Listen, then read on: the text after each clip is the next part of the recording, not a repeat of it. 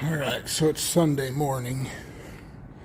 Got back yesterday. Went and visited my little brother for a while down to St. George. Had some fun, hang out with him and his kids for a little while. His wife was at some convention thing, I don't know. They're pretty busy people. But I got my motor from the machinist. Looks pretty good. When I got home, I called my boy, had him come over and help me get it put on the stand. He moved in with his sister, so them two hoodlums are on their own. Which would be good for them, I guess. She's lived on her own for a long time, but my oldest. So there's my heads. Looking pretty good. He put new valve guides in it. New hardened seats, new springs, whole thing on that. There's my pistons. They are freaking beautiful. So, wind's kind of blowing. I got a freaking fire going in the shop today. One thing about this time of year, it's either really warm or it's really cold, but it ain't never bitter cold. So I got all kinds of parts and pieces put together in this thing. It'd be nice to get her done, that's for sure. But I gotta run the price, get a couple Woodruff keys. The old ones are probably okay. I could probably put them back in it, but I'd rather put two brand new ones in it, even though they'll probably be Chinese junk metal instead of 1960s good strong keys, but we'll see what happens. Alright, so this is what I'm doing. I got water here with just Dawn dish soap, and I washed out number 1. I'm going to wash out number 2.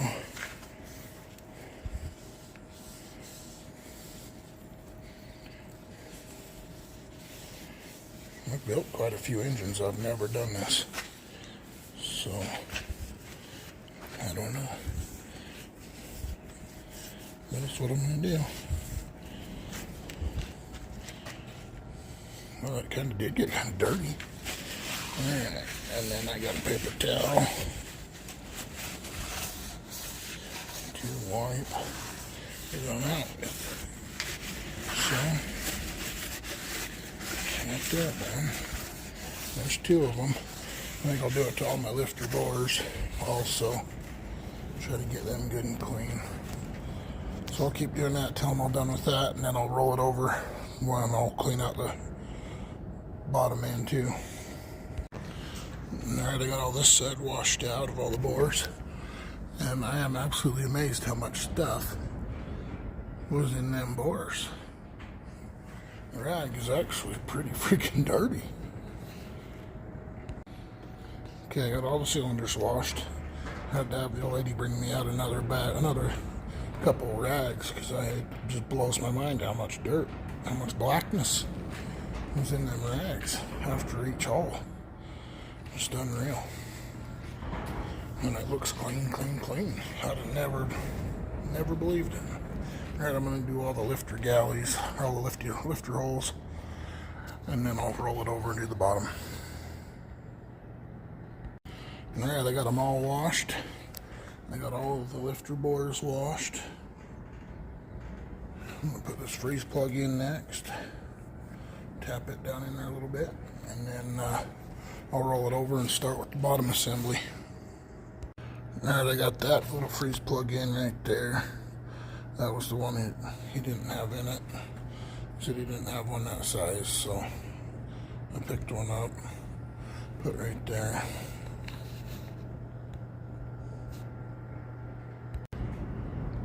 Alright, I got the bottom end all cleaned up here. Mine has this adapter for a regular oil filter spin on. It was on the motor before. I'm putting it back in the motor. I got it all cleaned up. When I got it back yesterday, it had a bunch of dirt and stuff in it. I cleaned it up really, really well. Put it back in. Okay, so now there's my bearing caps, or my bearings. I got my mains in the bottom. Got all them in there. Holes pointing towards the hole in the block, tab in the tabs. There's that cap. I wiped all that out with soap and water really well. I got the rear main. I'll put it in right here in a second, and then I'll clean up my crankshaft, set it in there. I'm going to use this Lucas assembly lube. I have a partial bottle of Royal Purple assembly lube, but I don't think I have enough to completely do it. So I'm going to use this one since it's a full bottle. Alright, I got my crankshaft in the motor now. Got it in there. She turns really, really easy. So that is really good. I got a torque on my bolts. So I'll hurry and torque all those. And then I will see how we're going.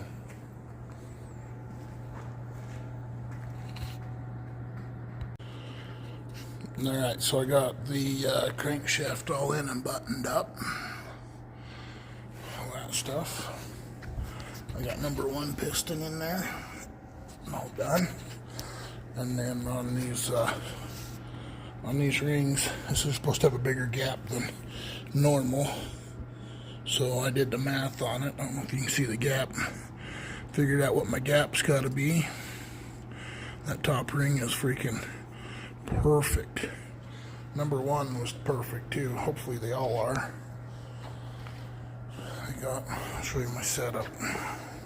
So I got oil rings set up, my compressor, and then I got my top ring, and I got my bottom ring, and the number 2 ring all set up right there, so that I can work my way from measuring it to doing those, to putting on the second ring, putting on the top ring, compress it, tap it down in the hole. Gotta have a system, I feel, when you're putting these together. If you don't have a system, then you don't know what you're, I don't know, I just like being kind of somewhat set up. Alright, so we got 1, we got a 2, we're going to get a 3rd one in. Pretty cool. Well, now I got 4 pistons in it. It's getting kind of late. And I gotta work stupid day shift tomorrow at the coal mine, so I am really debating whether or not to put any more in it or just go get a garbage bag and put over it. Try to get some more done on it tomorrow. I really wish I would have come and started on this first thing this morning, but I didn't. I ran the price to get more parts instead. Alright, I got all the pistons in, every one of them, and then I spun it completely around 2 revolutions just to make sure that it's not gonna hit nowhere. Felt pretty tight, so I think it's gonna be amazing. More parts from my 66 come in today, the Speedway motor stuff. It says on it for racing or pre-66 use only. Well, she's a 66, so it's close. Alright, I'm back at it again this evening. Got home from work a little bit ago, so I usually like to run Rotella 1540 in my motors. So I took some 1540, dumped it in the old lady's Tupperware. She might be freaking pissed at me, but oh well. I've been banned from the kitchen before. So, got all my lifters soaking in oil. I'll come down and push on all of them here in a little bit. And then since that was a little bit down, because I dumped a bunch in there, then I put this Zinc Plus additive Lucas stuff for breaking in, engine break-in oil additive stuff. I dumped it in with this Rotella, so it'll get mixed in there good. And then when I get my motor put in my truck, I can dump that in my motor, and it'll be mixed in good. And then I'll dump that oil back into there, and what won't fit in there I'll put in this bottle and have this to top off the truck. So that's what I'm going to do. I'm going to pump these lifters. I'm going to get one of my push rods and come over and pump each one of them in there and try to pump them, see if they'll take. If they won't, I'll put oil to the little side port that's in the side of them with the oil can, and I'll pump it into the side of them that way. But I've usually had pretty good luck with them, just taking oil, working them under oil like that. No, I didn't video it, but I should have. But I lubed up my camshaft, got all the lubes on it good, slid it in, and then I lubed through, looked down through these holes when I got it almost all the way in through the lifter hole. When I got it back to the back one, then I dripped oil down on that back bearing before I slid them all in, so that I know I have it lubed pretty well. I've seen camshafts before get lubed before they went in, and the front bearing wipes all the lube off. By the time they get out, the back one gets to the back, it's completely wiped off. It'll have some residual on it, but not a lot. So I stuck it in and then dripped it on all the lobes for where the bearings ride, and then stuck it in.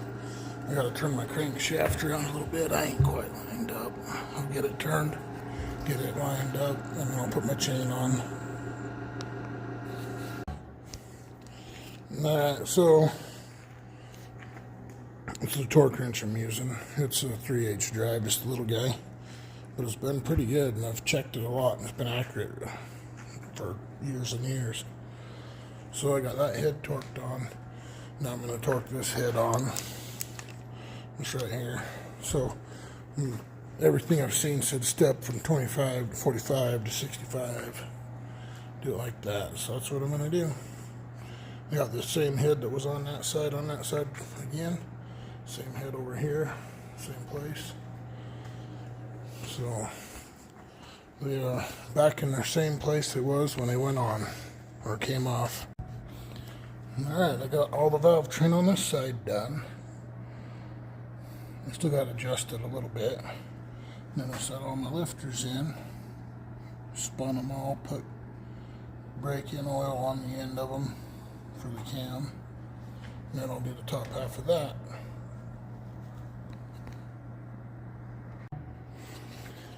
Alright, so I got them all, got that on there, got it spun over, marked every one of them with red. As I got them all adjusted, just turning it over. When they all sat down as low as they'd go, I'd adjust them. So like this one, 0 backlash, and then a full or half a turn. So I don't know if you can see it moving down in there. So they're all just like that. Should be way good. Oh, I got my fuel pump on there, so that's cool. She's looking good. Put my manifold on it here in a minute, and she's going to be awesome. Alright, so here's my 327. Should be completely freaking done, but it ain't. I'm keeping it freaking covered in a bag. So it's got to come back apart today because lifters that was in it had them clips in it. You can see that one's bent. That's one that come out, and I'm freaking dug out the top of my motor. So I got new lifters that actually have snap rings in them. Kind of really sucks to have to freaking tear it back down. Thank God I didn't never start it, because it would have been bad, because that piece of shit right there, when I was putting them in my motor, there are these lifters right here. That's what the guy gave me. So these are the lifters. I don't blame the guy that machined my motor for him. I mean, it's just parts. But when I got the lifters out of here, I'd put several in my motor at the time, and then I noticed when I picked one up, I set my thumb on the top of the lifter, all of them are still in the truck, but this one This is one of the old lifters out of my motor from before. So when I picked it up, I touched the top foot just like that, and I noticed there was a wire poking me in the finger, and I thought, that's weird. So I looked inside of it, and instead of having a clip like this one has, it had them wires. So I jammed that wire back down in, jammed this little piece of shit that is bent. I jammed this little piece of shit back in it and put it back and put it in my motor. Then I got looking as I was rolling it over, and one of them little rings snapped in half right in the back of the horseshoe shape and shot out of my motor and landed on the floor right over here, and I dug around until I found it because I didn't know what it was, and then I realized what it was. 4 of them lifters. 2 had broken rings, them little clips in them. 2 of them had broken clips, and 2 of them was bent sticking up out of there like that. So I ordered new lifters for it.